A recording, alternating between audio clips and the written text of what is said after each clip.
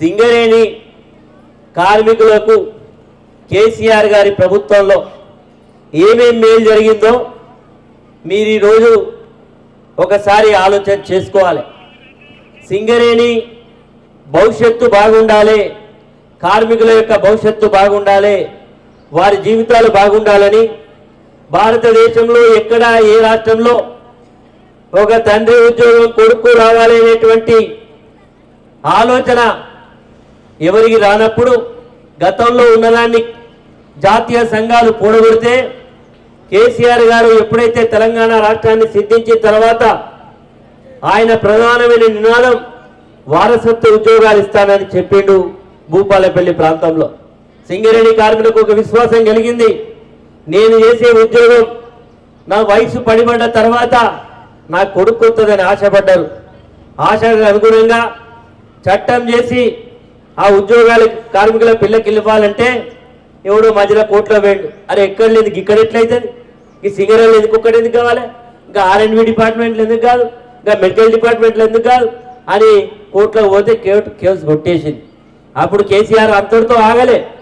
ఆ రోజు కొత్తగా ఆలోచన చేసి మెడికల్ ఇన్వాలిడేషన్, అనారోగ్య బారిన పడ్డటువంటి వాళ్ళు ఉద్యోగం చేయలేరు కాబట్టి ఆ ఉద్యోగాన్ని వారు విరమించుకున్న తర్వాత వారి కొడుకు వారి బిడ్డకు ఇవ్వాలనేటువంటి ఒక గొప్ప ఆలోచన చేసి ఈరోజు 10 సంవత్సరాలలో సింగరేణి కార్మికుల వారసత్వ ఉద్యోగాలను 15,000 మందికి ఇచ్చినటువంటి చరిత్ర కేసీఆర్ గారిది.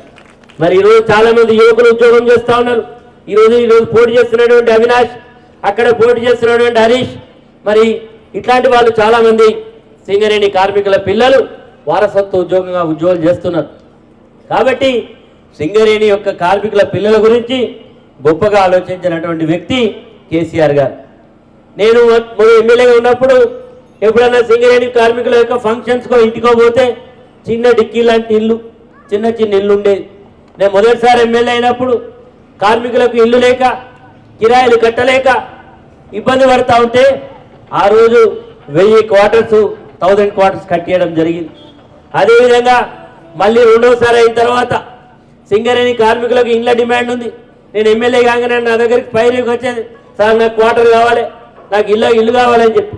కాబట్టి అది దృష్టిలో పెట్టుకొని ఆ రోజు సింగరేణి అధికారులతో మాట్లాడి 1 బెడ్రూమ్ కాదు 2 బెడ్రూమ్ ఇల్లు రామప్ప కాలంలో కట్టియడం జరిగింది. ఈ రకంగా సింగరేణి కార్మికుల విషయంలో నేను కానీ మన మాజీ ముఖ్యమంత్రి కేసీఆర్ గారు కానీ ఒక గొప్పగా ఆలోచన చేసి సింగరేణి యొక్క భవిష్యత్తును తీర్చిదిద్దడం జరిగింది. ఆ రకంగా సింగరేణిలో ఉండేటువంటి కార్మికులకు ఈరోజు ఎంతో ఉపాధి మరి గొప్ప విశ్వాసం కలిగింది. కానీ దురదృష్టవశాత్తు ఇన్ని చేసినా కేసీఆర్ గారు సింగరేణి కార్మికుల గురించి ఆలోచన చేసినా, రాష్ట్రాన్ని ఒక పునర్నిర్మాణం చేసిన, భూపాలపల్లి లాంటి ఒక చిన్న గ్రామ పంచాయతీని జిల్లా చేసిన, రైతులకు రైతు బంధు ఇచ్చిన, ఎన్ని చేసినా ఇప్పుడున్నటువంటి ముఖ్యమంత్రి అన్నిటికీ డబుల్ చేస్తా అన్నాడు. ఆశపడ్డారు ప్రజలు, అరే కేసీఆర్ గారికి ఇన్ని చేసిండు, ఒక్క ఓటెత్తే ఇంకా డబ్బులు వస్తాయని ఆశపడితే మన ఆశ అది అతి ఆశ అయిపోయినట్టు అయిపోయింది. ఈరోజు ఏమైంది? ఈరోజు సింగరేణి భవిష్యత్తు ప్రశ్నార్థకమయ్యే పరిస్థితి వచ్చింది. సింగరేణిలో ఉండేటువంటి నైని బ్లాక్, ఒరిస్సాలో ఉండేటువంటి బ్లాకును ఈరోజు వారి యొక్క వాటాల పంచాయతీల వల్ల ఈరోజు సింగరేణి భవిష్యత్తే ఇబ్బందికరంగా. ఎందుకు నైని బ్లాక్లో ఉండేటువంటి కాంట్రాక్టు మరి గతంలో మరి ఏ రకంగా బయటకు వచ్చింది, అక్కడ మంత్రికి ఉప ముఖ్యమంత్రికి ముఖ్యమంత్రికి వాటాల పంచాయతీ ఎట్లొచ్చిందో మరి ఈరోజు బయటకు వచ్చిన తర్వాత దాన్ని రద్దు చేసింది. నేను కాదు దొంగనంటే నేను కాదు దొంగనంటే, మరి గుమ్మడికాయ దొంగంటే మీరు ఎందుకు అనుకుంటారో అర్థమైతలేదు. అలా మధ్యలో ఆ బీజేపీ నుండి కిషన్ రెడ్డి నాకేం సంబంధం లేదు అంటే దొంగలు కలిసి ఊర్లు పంచుకున్నట్టుగా, చీకటి దొంగ కలిసి వ్యవహరించినట్టుగా ఆ నైని బ్లాక్ వ్యవహారం తేటతెల్లం అయిపోయింది. కాబట్టి అందరికీ ఈరోజు సింగరేణిలో ఉండేటువంటి కార్మిక సోదరులందరికీ కూడా మొన్న 6 గ్యారెంటీలు పెట్టింది ఎలక్షన్ల ముందు. మన సింగరేణి గుర్తింపు సంఘ ఎన్నికలు అయిపోయి 2 ఏళ్ళు అయింది, ఒక్కటి కూడా కాలే. మరి గతంలో కేసీఆర్ ఉన్నప్పుడు ఏసీలు ఇచ్చేది మీ అందరికీ కార్మికులకు, మీరు కష్టపడి ఇంటికి వస్తారు ఏసీ ఫెసిలిటీస్ ఇచ్చేది. గతంలో ఫ్యాన్ వరకే ఉండే, అరే మేరీ ఈరోజు ఏసీ అనేది నిత్యావసర వస్తువు అయిందని సింగరేణి కార్మికులకు ఏసీలు ఇచ్చేది. అదేవిధంగా లాభాల వాటా ప్రతి సంవత్సరం 2% పెంచుకుంటా దాదాపు 30% వరకు తీసుకెళ్ళింది. కానీ ఈరోజు ఏమైంది, మీదికేమో 30% నిలబడుతుంది, పైసలు మాత్రం వత్తలు. ఎందుకంటే అన్ని అల్లకే పోతాయి, సార్ల లెక్కలకే పోతాయి. ఈరోజు లాభాల బాట రానటువంటి పరిస్థితి వచ్చింది. కాబట్టి సింగరేణి కార్మికులు ఆలోచన చేయాలి. మా ఆడబిడ్డలు కూడా ఏమైందిరా బాబు, సింగరేణి కార్మికులకు సంబంధించినటువంటి అక్కలు అన్నలు అందరూ కూడా ఆలోచన చేయాలి. మాత్ర తెలంగాణ రాష్ట్రంలో సకల జనుల సమ్మె జరిగినప్పుడు ఎంతో కీలకమైనటువంటిది. సకల జనులు సమ్మెలో పాల్గొన్నప్పుడు మేము కూడా సకల జనులలో ఒకలం, మేము కూడా బొగ్గు బాయిలకు దిగం, బొగ్గును ఉత్పత్తి చేయం అని ఆ రోజు మీరు నిర్ణయం తీసుకోవడం వల్ల పరిశ్రమలలో కరెంటు ఉత్పత్తికి కావలసిన బొగ్గు దొరకగా పరిశ్రమలు బంద్ అయ్యే పరిస్థితి వచ్చినప్పుడు కేంద్ర ప్రభుత్వం గత్యంతరం లేని పరిస్థితుల్లోనే కేంద్ర ప్రభుత్వం తెలంగాణ ఇవ్వడానికి, ఈ సమస్యకు పరిష్కారం తెలంగాణ ఇవ్వడమని నిర్ణయం చేసినప్పుడు తెలంగాణలో సింగరేణి కార్మికుల పాత్రను గుర్తించిన ముఖ్యమంత్రి కేసీఆర్ గారు తెలంగాణ ఇంక్రిమెంట్ కూడా ఇచ్చినటువంటి విషయం మీరు గుర్తుంచుకోవాల్సిన అవసరం ఉంది. ఒకటి కాదు, రెండు కాదు, ఎన్నెన్నో చేసింది. కానీ ఏం జరిగింది? ఈరోజు తెలంగాణలో అనేక ఆశలు పెడితే అధికారంలోకి వచ్చినటువంటి ఈ రోజు ఉండేటువంటి కాంగ్రెస్ పార్టీ ఏ ఒక్క హామీని కూడా అమలు చేయకుండా ఈరోజు కేవలం మాటలతో కాలయాపన చేస్తూ టీవీ పెడుతున్నారు. తిట్ల పురాణం తప్ప ఏం లేదు. వాణ్ణిదంతా వీని లోపడెత్తా, వీని పాయింట్ల తొండలు దొరకొడతా, వీని గుట్లు వీక్తా, వాని పేగులు తిత్తా, గివ్య మాటలు ఉన్నాయా? ఏమైనా కొత్త ముచ్చట్లు ఉన్నాయా? ఒకసారి సింగరేణి కార్మికులు ఆలోచన చేయాలి. ఎందుకంటే ఈరోజు ప్రభుత్వం వచ్చింది, ప్రజల యొక్క సంక్షేమాన్ని చేయాలి, అభివృద్ధి చేయాలి, ప్రజలకు ఆకాంక్షకు అనుగుణంగా పనిచేయాల్సింది పోయి ఈరోజు ఈ రకంగా వ్యవహరిస్తూ ఉన్నారు. కాబట్టి మా సోదరులు, ముఖ్యంగా మా అక్కలు చెల్లెళ్ళు ఉన్నారు. కేసీఆర్ గారు ఉన్నప్పుడు 2000 పెన్షన్ ఉండే మీ కుటుంబీకులలో. మీ అత్తకో, మీ మామకో, లేకపోతే మీ మేనత్తకో ఎవరికో వృద్ధాప్యం వస్తే 2000 ఉండే. భర్త చనిపోతే 2000 పెన్షన్ ఉండే. 200ది 2000 చేసిండు. ఈడేమన్నాడు మన ఇప్పుడున్న ముఖ్యమంత్రి, కేసీఆర్ పెద్ద కొడుకు 2000 ఇస్తే నేను చిన్న కొడుకుని చెప్తాను 4000 ఇస్తా అన్నాడు. వచ్చినాయి అమ్మ మీ ఊళ్ళో ఎవరికన్నా? 4000 రాలే. అసలు ఉల్లెక్కల ముచ్చట చెప్పిండు. ఇక మీ అందరూ చెప్పిండు, అక్క చెల్లె నమ్ముల్ని 2500 మహాలక్ష్మి కింద ఇస్తాడు. వచ్చినాయి 2500. 2500 రాలే. తులం బంగారం ఇస్తాడు, పెళ్లి చేస్తే తులం బంగారం రాలే. ఆడపిల్లలు స్కూటీలు రాలే. ఇవి ఏవి కూడా రాలే. కానీ ఇంకా ఏమైంది? ఈ రాష్ట్రం పరిస్థితి ఈరోజు ప్రజలే ఒక ముఖ్యమంత్రి స్థాయి మాట మాట్లాడతలేడు, ఒక వీధి రౌడ్లాగా మాట్లాడుతున్నాడు అనే మాట ఈరోజు ప్రజలకు అర్థమైంది. కాబట్టి మీరు అందరూ కూడా ఆలోచన చేయండి. మేమేంది సింగరేణి కార్మికులం, మాకు ఏమైతే నేను అనుకోవద్దు. మనం కూడా సింగరేణి కార్మికులమైనా సమాజంలో ఒక వ్యక్తులం. ఈరోజు భూపాలపల్లి భవిష్యత్తు బాగుంటేనే మన భవిష్యత్తు బాగుంటుంది. ఈరోజు సింగరేణి కార్మికుల ఉద్యోగాలుగా వచ్చి ఇక్కడే ఉద్యోగం పోయినా ఇక్కడే ఇల్లు కట్టుకుంటున్నారు, ఇక్కడే శ్రీనివాసం ఉంటున్నారు.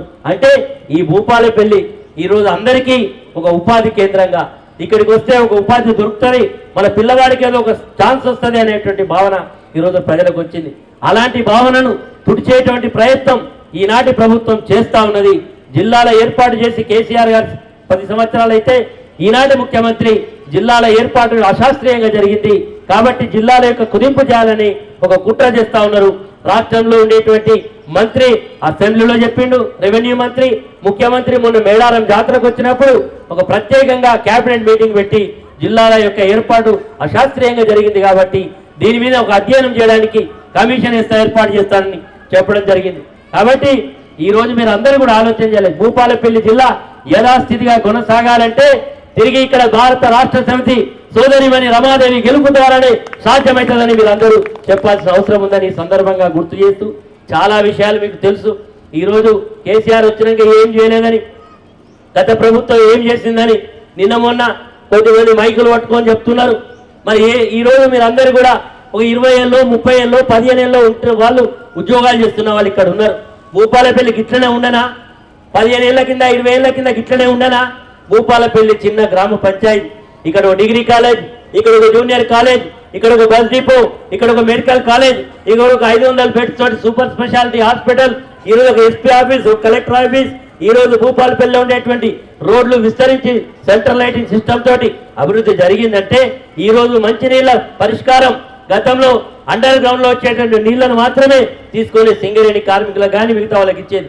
అలాంటిది భూపాలపల్లిలో ఉండేటువంటి ప్రతి ఇంటికి గోదావరి నీళ్లు కాళేశ్వరం నుంచి పంపు చేసి ప్రతి ఇంటికి ఇస్తున్నది మరి ఈనాటి ప్రభుత్వం.